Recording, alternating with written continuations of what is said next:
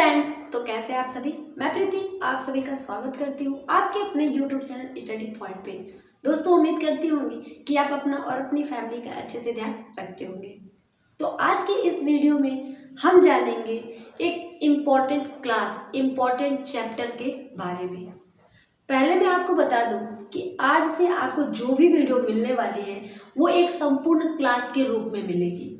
अर्थ इसका ये होता है कि आपको जो भी चैप्टर पढ़ाया जाएगा वो एक ही वीडियो में पूरा डिटेल में पढ़ा दिया जाएगा।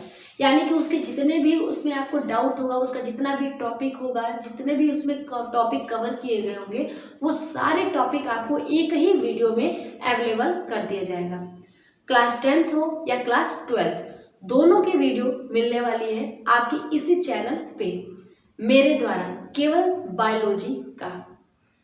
तो अभी तक जिन्होंने कुछ भी नहीं पढ़ा होगा तो ये वीडियो आप एक बार देखिएगा। मेरे को पूरा उम्मीद है कि जितना भी आपको एग्जाम में आने वाला होगा वो सारे टॉपिक आपको क्लियर करके दिया जाएगा और आपको समझ में भी आएगा, है ना। तो बिना किसी देरी के वीडियो को करते हैं स्टार्ट। तो सबसे पहले क्या बोला जाता है कि अगर आप चैनल पे नए होंगे तो चैनल कीजिएगा सब्सक्राइब। वीडियो अच्छी लगेगी तो आप वीडियो लाइक कीजिएगा और अपने फ्रेंड के साथ शेयर कीजिएगा। तो चलिए बिना किसी देरी के इस वीडियो को करते हैं स्टार्ट, इस टॉपिक को, इस चैप्टर को करते हैं स्टार्ट और पूरा खत्म करने के बाद ही हम यहाँ से जाएंगे। यानी कि इस वीडियो में आपको how do organism reproduce class 10th chapter 3 biology से रिलेटेड पूरी जानकारी दी जाने वाली है। तो अंत तक आप जरूर देखिएगा, आपको बहुत ही फायदा होने वाला है, क्योंकि इसमें हम sexual, asexual, male reproductive system, female reproductive system, साथ में पॉलिनेशन, सारे टॉपिक, जितने भी टॉपिक होते हैं कवर किए जाएंगे। तो चलिए इस चैप्टर का सबसे पहले हाउ डू ऑर्गेनिज्म रिप्रोड्यूस का हम पहले इसका डेफिनेशन देख लेते हैं। डेफिनेशन क्या कहता है? Reproduction is a process by which living organism produce new individual similar to themselves.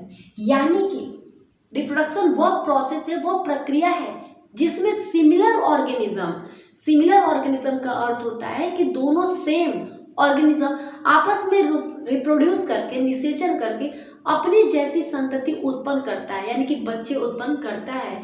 तो इसको हम बोलते हैं रिप्रोडक्शन।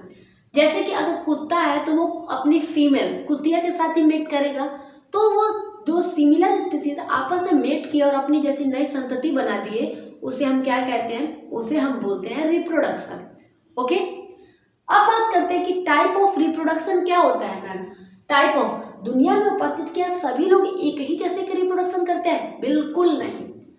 जितने भी ऑर्गेनिज्म प्रेजेंट है अर्थ पे वो 2 टाइप से रिप्रोडक्शन करते हैं, या तो एसेक्सुअल करेंगे या तो सेक्सुअल करेंगे।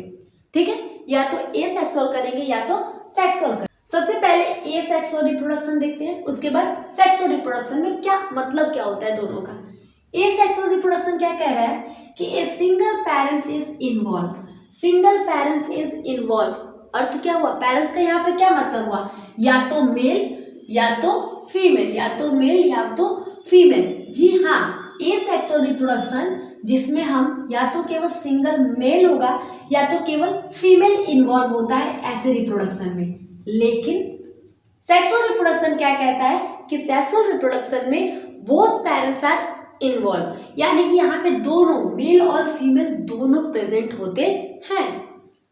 अगला पॉइंट है second point, gametes are not form. What is the meaning of gamete? Ma'am, gamete क्या होता है? तो गैमेट होता है ना डियर कि जो मेल से स्पर्म बनता है, मेल से क्या बनता है? स्पर्म, और फीमेल से क्या बनता है? एग। इसको ही हम गैमेट कहते हैं। तो यहाँ पे क्या कह रहा है कि गैमेट आर नॉट फॉर्म, यहाँ पे गैमेट का फॉर्मेशन नहीं होता है, बट सेक्सुअल रिप्रोडक्शन में गैमेट्स आर फॉर्म। गैमेट का क्या होता है? फॉर्मेशन होता है।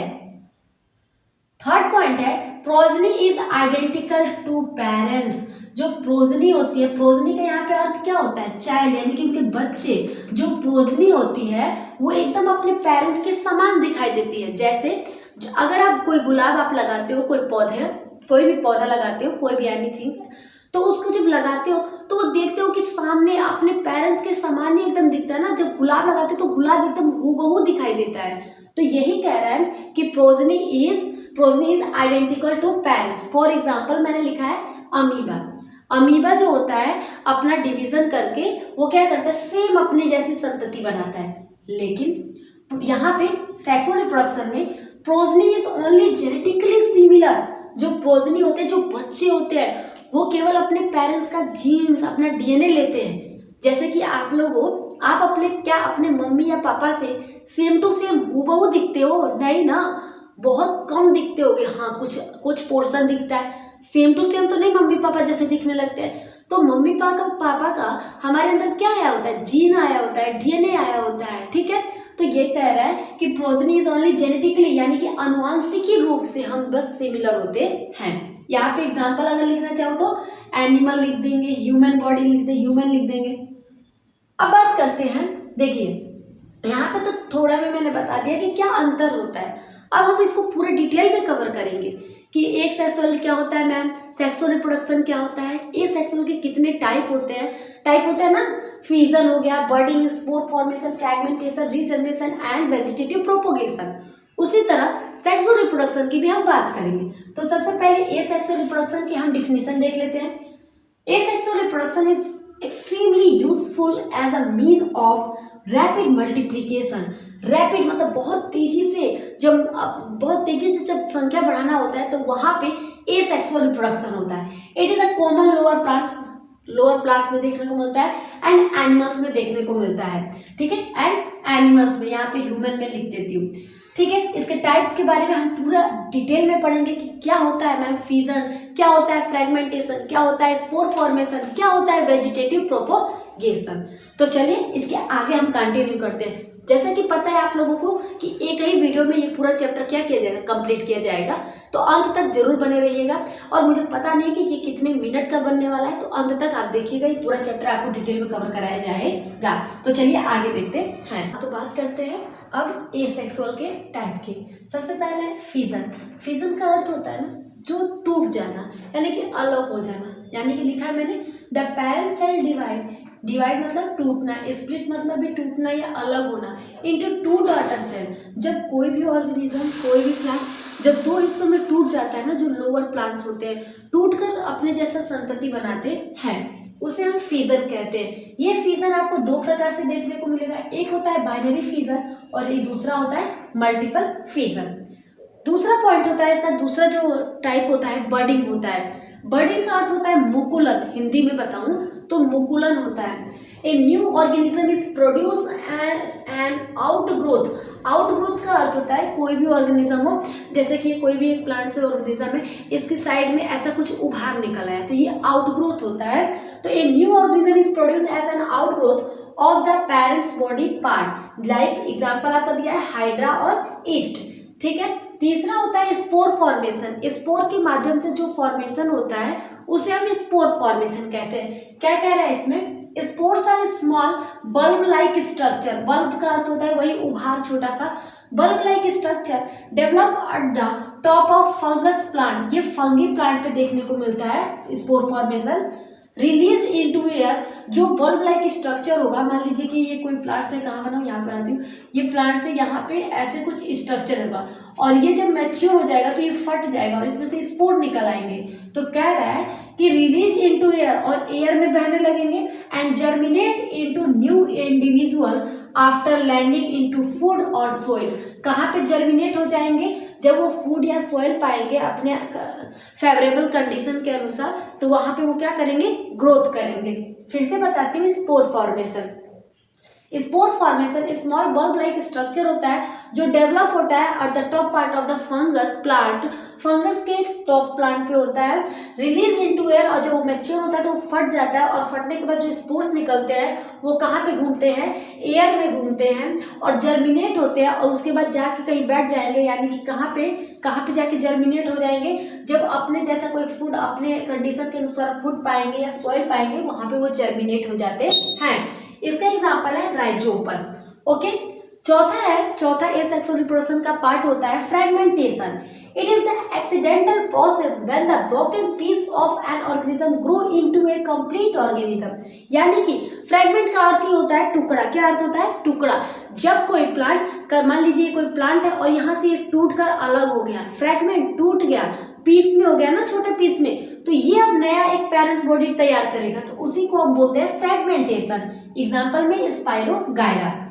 रीजनरेशन क्या होता है? रीजनरेशन को होता है दोबारा सा बन जाना। क्या कह रहा है? When the simple animal like hydra या planaria, planaria the most important example of this chapter. इस चैप्टर का सबसे ज्यादा इंपॉर्टेंट अगर कोई एग्जाम्पल होगा ना तो प्लेनेरिया होता है। प्लेनेरिया एक ऐसा ऑर्गेनिज्म है जो रीजनरेशन जिसमें बहुत जल्दी होता है। यानी कि मान लीजिए कि ये प्लेनेरिया है और इस प्लेनेरिया की बॉडी को कहीं से भी कट कर दिया जाए तो वो जहां से भी कट करेंगे वहां से एक नया प्लांट वो रीजनरेट हो जाएगा, दोबारा से बन जाता है।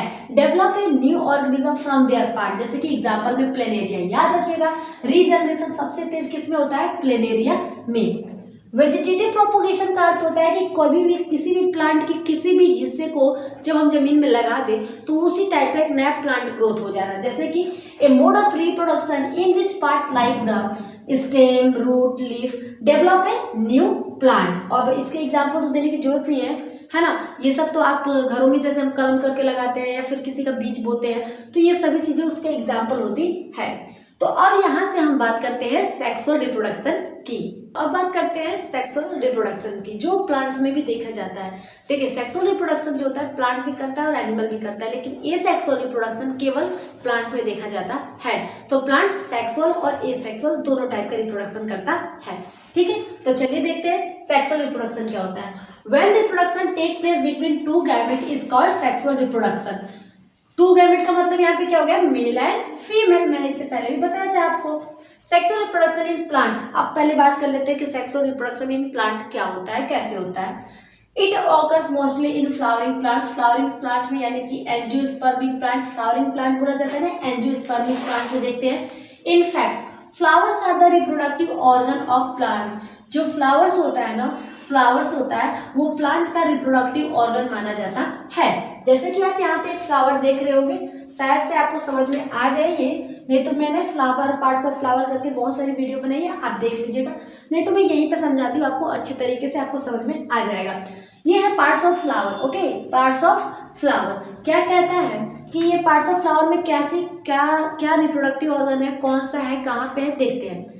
तो सबसे नीचे जिस फ्लावर को हम पकड़ते हैं, अगर कोई फ्लावर उसको पकड़ते हैं जहाँ पे, उसे हम पेडिकल बोलते हैं। क्या बोलते हैं? पेडिकल। इसको बोलते हैं थैलेमस। क्या बोलते हैं? थैलेमस बोलते हैं। मैंने लिखा नहीं है लेकिन समझ जाइएगा। पेडिकल के ऊपर ग्रीन छोटी छोटी पत्तियों जैसी संरचना होती है साइड साइड में ऐसे, तो उसे हम सेपल्स बोलते हैं। सेपल्स बोलते हैं। कैलिक्स के नाम से भी जाना जाता है। जो पंखुड़ियाँ होती है ना, पंखुड़ी लाल, पीली, हरी, नीली, जो भी आपको दिखी किसी फ्लावर की, तो उसे हम पेटल्स बोलते हैं, कोरोला बोलते हैं।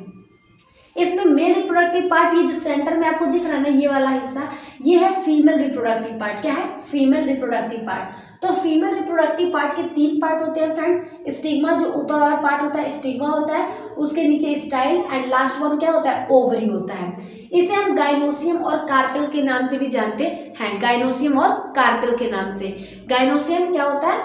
या फीमेल रिप्रोडक्टिव सिस्टम। ओके, तो और उसके ऊपर जो होता है ना एंथर, जो ये वाला आपको दिख रहा है कुछ इस प्रकार से स्ट्रक्चर, तो वो होता है आपका एंथर। क्या होता है? एंथर होता है। ये वाला भाग एंथर कहलाता है। और एंथर जिससे अटैच होता है उसे हम फिलामेंट कहते हैं। ये देखिए यहाँ पे भी मैंने शो किया, यहाँ पे भी बता दिया कि ये वाला हिस्सा आपका फिलामेंट है, ऊपर वाला एंथर है। और इस पूरे हिस्से को हम बोलते हैं स्टामेन और एंड्रोसियम।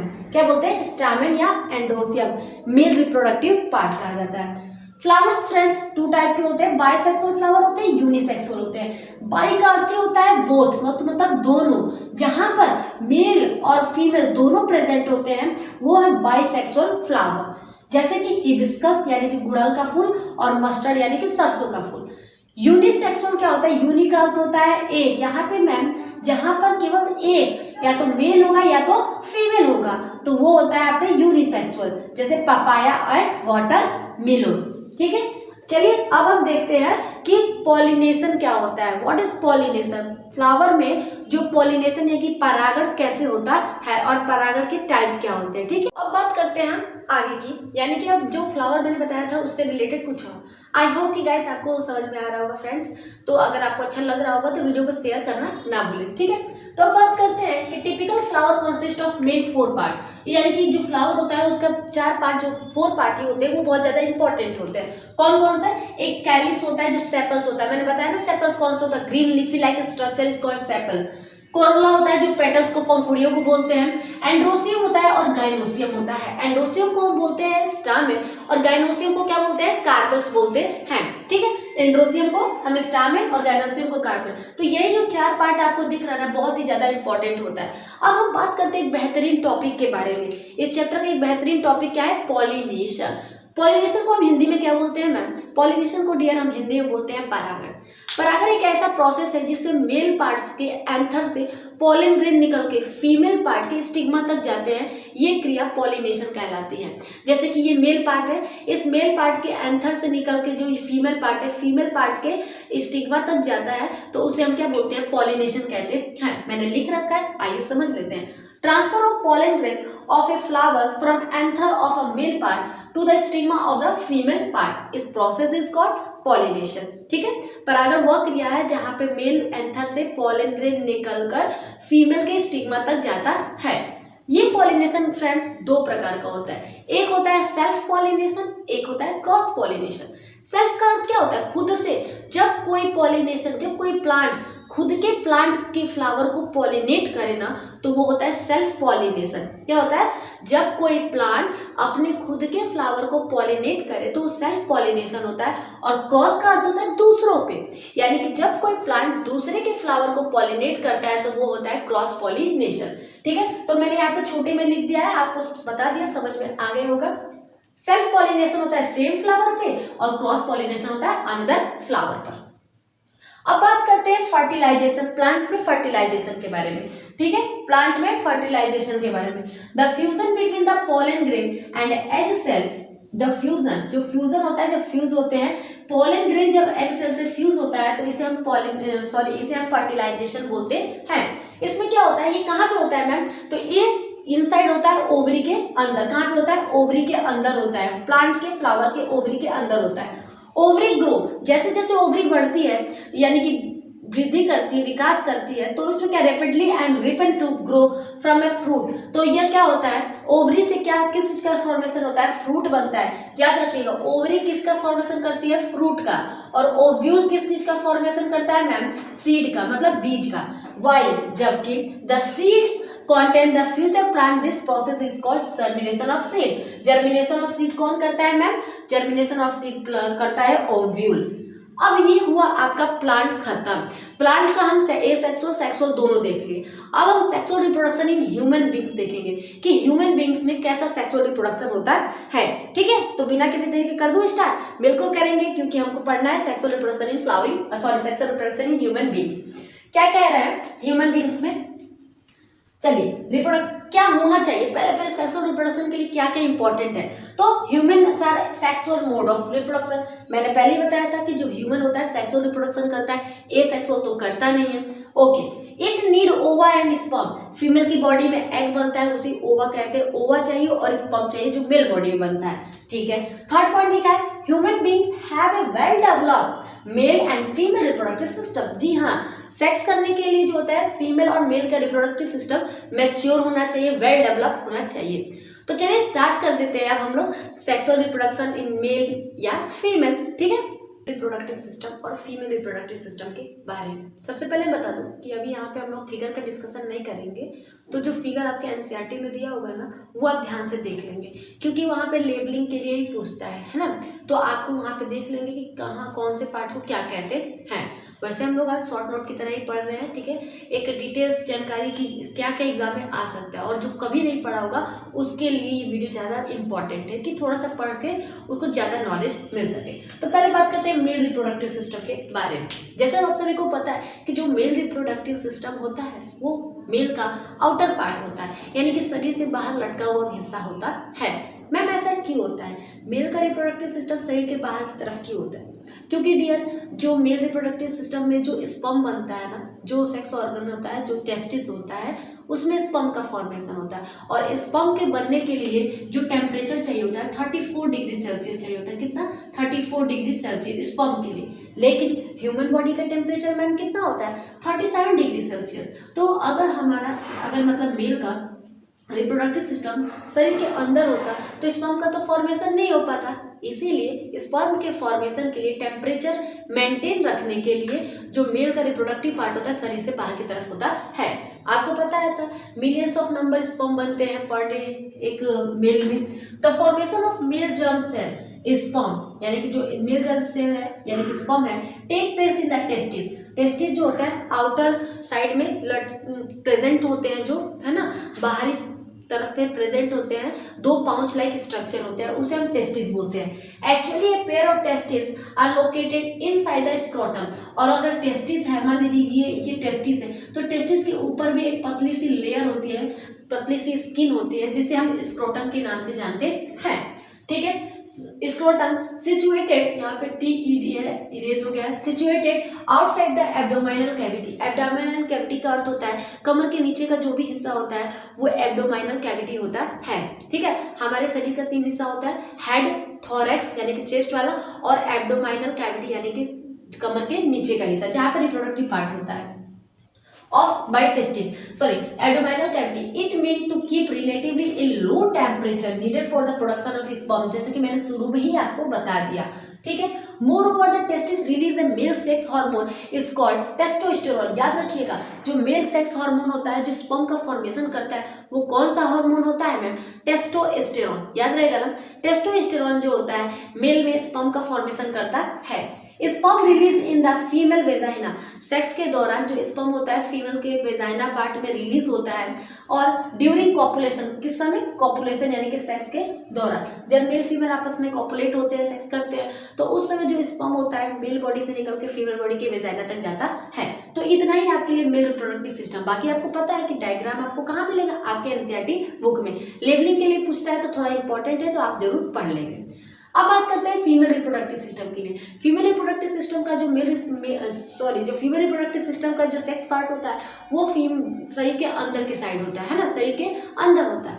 तो एक बात बता दूं आपको, जब फीमेल माँ के यूटेरस में हुई होती है तो उनके अंदर बहुत सारे फॉलिकल्स यानी कि एग का फॉर्मेशन हो जाता है। लेकिन मैच्योर कब होता है? जब लड़की 14 वर्ष की होती है तो मेंस्ट्रुएशन साइकिल यानी कि पीरियड्स आते हैं, तो वो जो एग होते हैं मैच्योर होते हैं। चलिए देख लेते हैं इसमें क्या लिखा गया है। The female germ cell or egg, okay, are made in the ovary। Female के पास 2 ओवरी होता है, left side and right side. तो ओवरी में ही जो होता है एग का फॉर्मेशन होता है।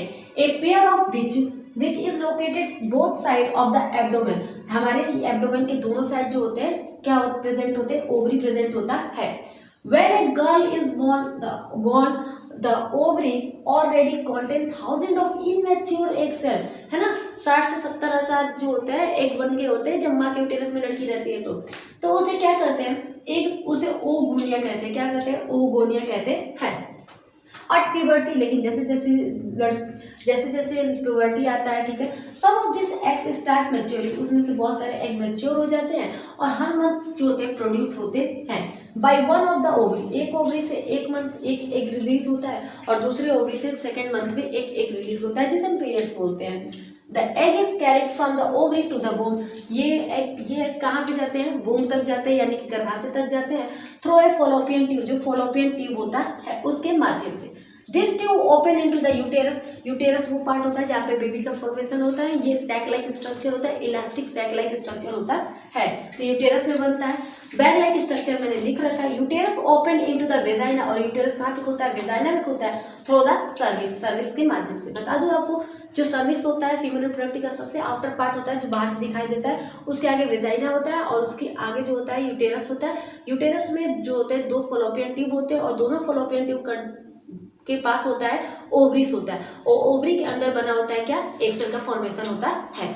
चलिए आगे इसके आगे देखते हैं। रिप्रोडक्टिव सिस्टम के देखने के बाद अब हम बात करते हैं किसके बारे में हम बात करेंगे फर्टिलाइजेशन के बारे में, जो आपका होता है प्लेजेंटा के बारे में, मेनोपॉज, मोनोपॉज, मिनार्च, इन सभी चीज़ों के बारे में। तो ये भी चीज़ अपने के लिए बहुत टॉपिक इंपॉर्टेंट है फ्रेंड्स आपके एग्जाम के लिए। तो चलिए फर्टिलाइजेशन देखते हैं। अगर आपसे कोई पूछता है कि फर्टिलाइजेशन कहाँ पे होता है, यानी कि स्पर्म एग को कहाँ पे फर्टिलाइज करता है, कहाँ पे निषेचित करता है, तो कहाँ पे करता है, फीमेल पार्ट के फॉलोपियन ट्यूब में। फॉलोपियन ट्यूब में जो होता है एम्पुला रीजन होता है, वहाँ पे फीमेल के जो एग होते हैं उसको स्पर्म के माध्यम से फर्टिलाइज किया जाता है। Fertilization occur in the fallopian tube of female genetic tank. Okay, the fertilize egg also called zygote. जब स्पर्म एग को फर्टिलाइज निषेचित कर देता है तो उस समय हम क्या बोलेंगे, उस एग को जाइगोट के नाम से जाना जाता है। And get in plant, in plant मतलब कहाँ जाके चिपक जाता है, जो जाइगोट है अब धीरे धीरे फॉलोपियन ट्यूब से निकल के यूटेरस में जाकर, यूटेरस मतलब गर्भाशय की दीवार के पास जाकर चिपक जाता है। क्यों मैम गर्भाशय की दीवार से ही चिपका, क्योंकि गर्भाशय जो होता है, यूटेरस जो होता है, उसके पास एक स्पेशल टिश्यू होता है जिसका नाम होता है प्लेसेंटा। वो प्लेसेंटा जो होता है न्यूट्रिशन देता है किसको, उस एम्ब्रियो को।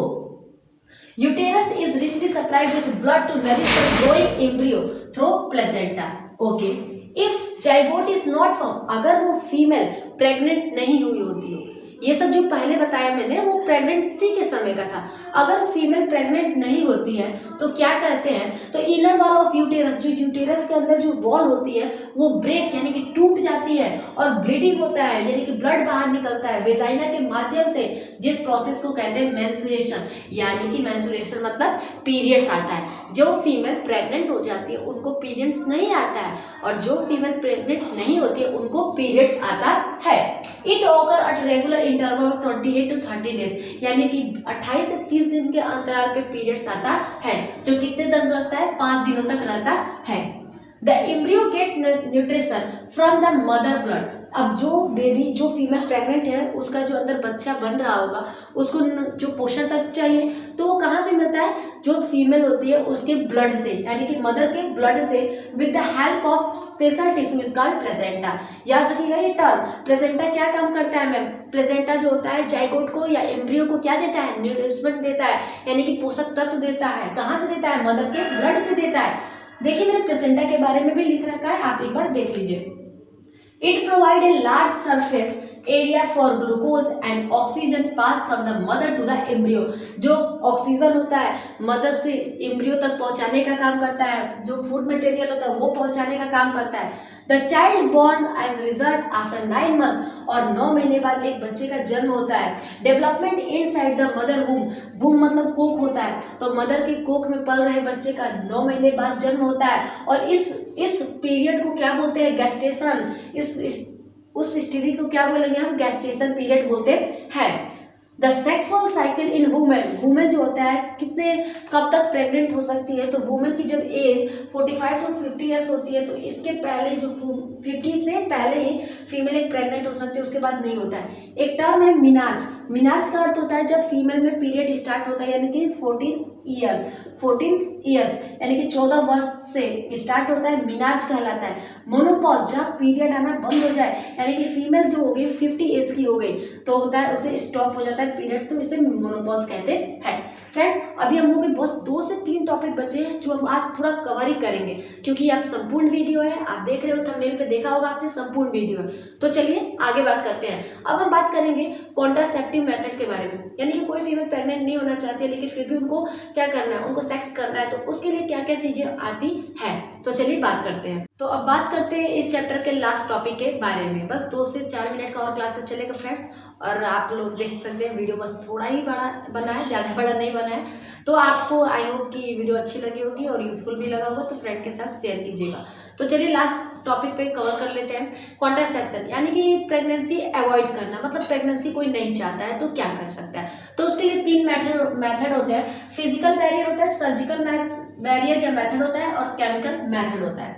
फिजिकल मेथड या बैरियर क्या कहता है, to prevent union of sperm and egg, यानी कि स्पर्म एग को आपस में मिलने से रोकता है। तो आप यूज कर सकते हो, कॉन्डम यूज करते हो, सर्वाइकल कैप यूज करते हैं। मैम कॉन्डम तो मेल के लिए होता है या फीमेल के लिए? दोनों के लिए होता है फ्रेंड्स। मेल के लिए भी कॉन्डम आता है और फीमेल के लिए भी कॉन्डम आता है। एक होता है सर्वाइकल कैप जो यूज करते हैं फीमेल यूज करती है। सर्जिकल मेथड में सर्जरी कर दिया जाता है, नसबंदी नलबंदी आप सुने होंगे।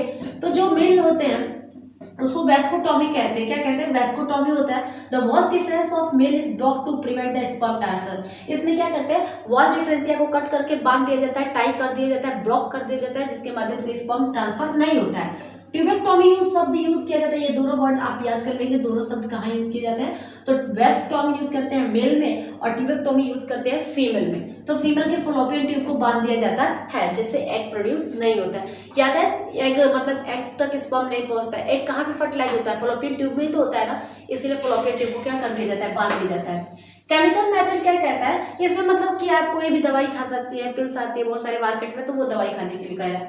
Oral contraceptive change to hormonal balance, female के हार्मोनल बैलेंस को चेंज करती है, फीमेल्स को पीरियड्स नहीं आने देती है। यानी कि जो पीरियड्स होता है उसका टाइम जो होता है 28 to 30 डे था ना केमिकल, लेकिन आप कोई भी मेडिसिन खाते हो तो आपका पीरियड जो होता है कंटिन्यू नहीं आता है। तो क्या है? Change the hormonal balance, hormonal balance change हो जाता है to check the egg release in female.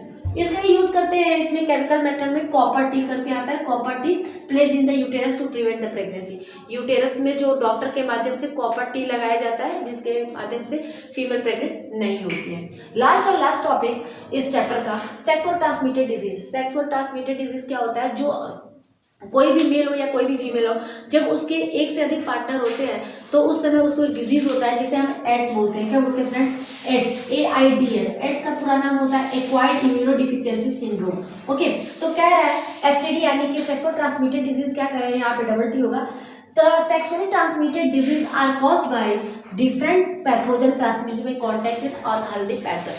अगर कोई ऐसा व्यक्ति जिसके जो किसी डिजीज से कांटेक्ट है, तो अगर आप उसके साथ संबंध बनाते हैं यानी कि आप कॉपुलेशन करते हो, तो वो आपको भी हो सकता है। इसलिए कहा जाता है एक पार्टनर रखिए और उसके साथ ही हमेशा जीवन भर रहिए। तो ये चैप्टर होता है आपका यहीं पे खत्म। तो चैप्टर कैसा लगा, पढ़ाने का तरीका कैसा लगा, आप कमेंट करके जरूर बताइएगा।